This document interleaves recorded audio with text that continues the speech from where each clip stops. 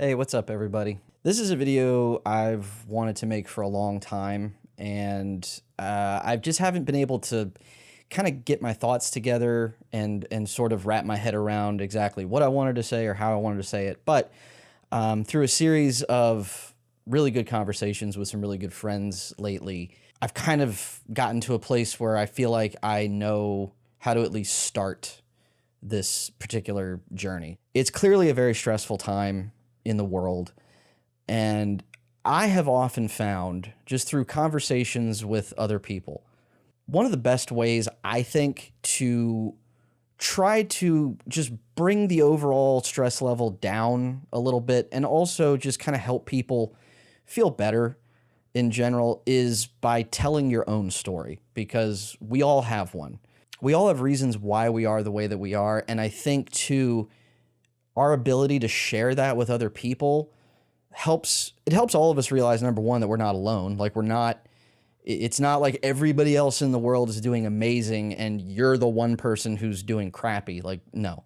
So really, this is about my mental health journey, and hopefully just through me sharing my experiences and maybe sharing a few things that I've learned, at the very least, I hope it could be helpful. I went to therapy for the first time in the spring of 2018.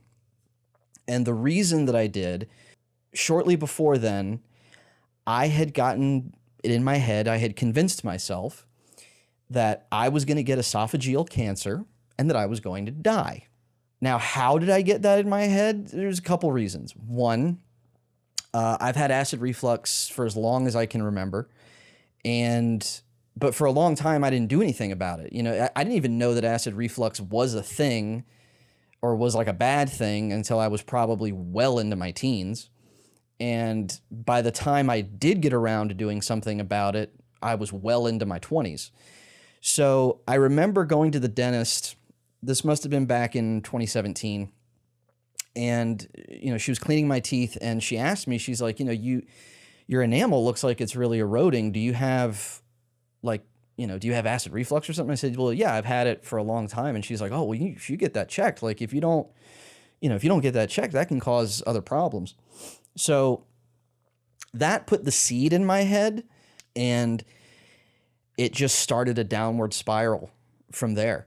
And I don't want to say that my dentist is the entire reason I'm in therapy, but that was the spark that started it. And also it ended up being a good thing because therapy's been excellent for me. I was convinced that I had let my acid reflux go on for way too long without doing anything about it.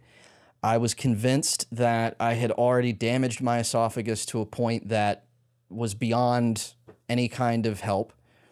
And of course, I did the thing you're not supposed to do, which is I went online and I started reading everything I could about acid reflux and Barrett's esophagus and esophageal cancer. And then I start reading about Babe Ruth died of esophageal cancer and this person died. And, I saw some article about somebody who was, I think 32, who had died from esophageal cancer. I just read that he had had trouble swallowing all of a sudden. And then he goes to the doctor, finds out he has esophageal cancer. And then not too long after that, he's dead.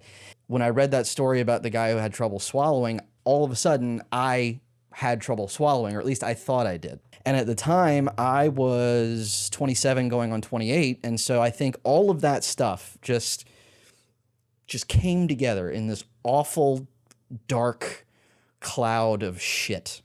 And I was in a bad place. I was in a very bad place. I was experiencing anxiety that I didn't even know was possible. I stopped eating.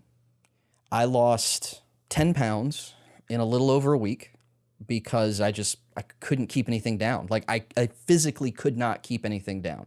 I lost sleep. I was just a wreck. Thankfully, I had my parents that I could talk to, and they were very supportive. And I don't remember how it happened necessarily, but I just remember I was talking to my mom, and I was like, I need to find out if I could get an endoscopy.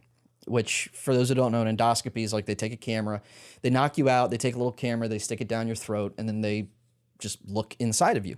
I knew that unless I could do that, I wouldn't, I just knew that I would continue to be a wreck until I could find some kind of empirical proof that what I thought was happening wasn't happening, which is funny because I didn't need empirical proof to think it was happening, but I needed the empirical proof to know that it wasn't happening. That's what anxiety and intrusive thoughts and all this other kind of craziness does to you. I go in for the endoscopy, they knock me out, and I wake up and it's good news. They tell me, like, there's no indication at all that, your esophagus is in that bad a shape. They told me I did have a small hiatal hernia, which apparently is pretty common. And that was what contributed to my acid reflux. But what I had been worried about wasn't true. And that was the greatest news that I had ever gotten in my life up until that point. And what's crazy about it is, even though like they didn't find anything, they gave me, a sheet of paper that had pictures of like the inside of my esophagus and the whole workup and everything, which I have right here, as a matter of fact. Even though that was the case, and I was happy to not have to, deal with this horrible thing, because you have to remember, I legitimately had convinced myself that I had cancer and that I was going to die. So even though I now knew that that wasn't the case, it took me maybe about a week or so before I was able to eat regularly and not have any difficulty with swallowing or any of that kind of stuff. And so as a result of that episode, I started therapy. And therapy has been a great thing, to put it mildly. My first go around with therapy, I learned a lot about anxiety and depression. I learned that I had depression because I didn't think I did before I went in there, but I learned that that's because my understanding of depression was just not accurate. A couple of things I've learned from therapy in the time since: therapy is not like you go in one time and you're healed forever. It's not like you go in and see one person and in 1 hour you're completely cured of everything that has ever happened to you or everything that you've ever been afraid of or hated or whatever. Like, that's not how that goes. It is an ongoing process. Like I said, I have been in therapy on and off for the last 7 years. And I'm on my second therapist now. So it's not like even the first time you find a therapist, it's not like that therapist is always going to be the right one for you. My first therapist was the right one for me in the beginning. And she took me as far as she could take me. And then there were other things that I'll talk about in future videos that necessitated me having to go to a different therapist who specialized in different methods of delivering therapy. I just wanted to share that story with you guys. Some people in my life know that story. A lot of people don't. And it's not a difficult thing for me to talk about necessarily. I mean, I know some people have real trouble like admitting, look, fear is not an easy emotion to deal with. Fear is probably my least favorite emotion in the world. It sucks. And it can also be very isolating, and it can make you think that you are alone. But you're not. You're not alone. And I hope if you've gotten nothing else from this, it's that you're not alone. Like, whatever is going on, even if you don't want to talk about it, and it's okay if you don't, because like I said, it's not easy, but even if you don't want to talk about it, just know that you are not the only one.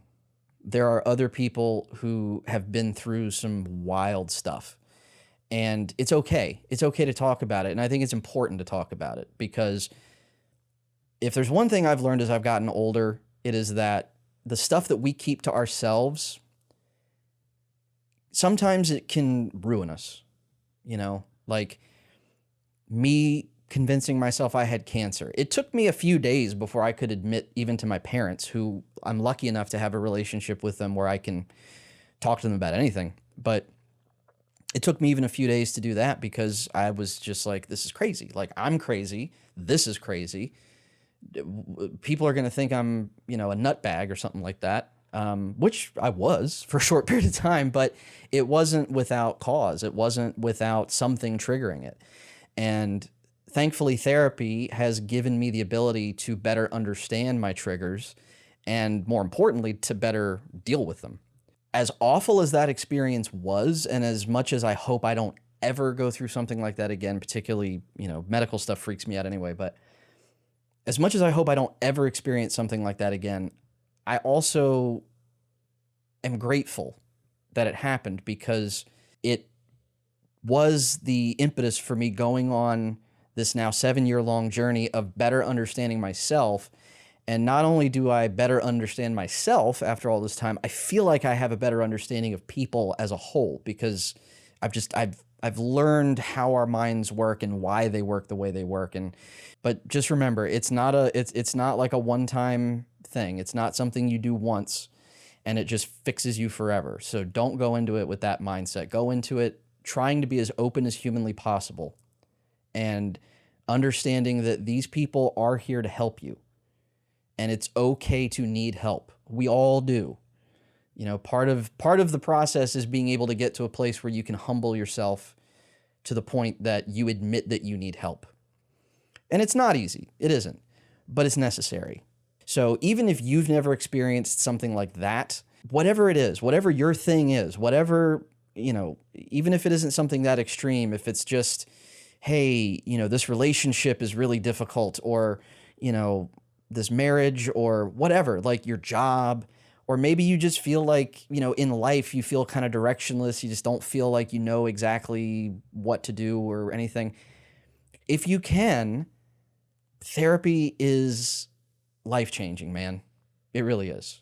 But anyway, I just wanted to share that in the hopes that, even if one person sees this and gets something out of it, like that's all that matters to me. So until next time, later.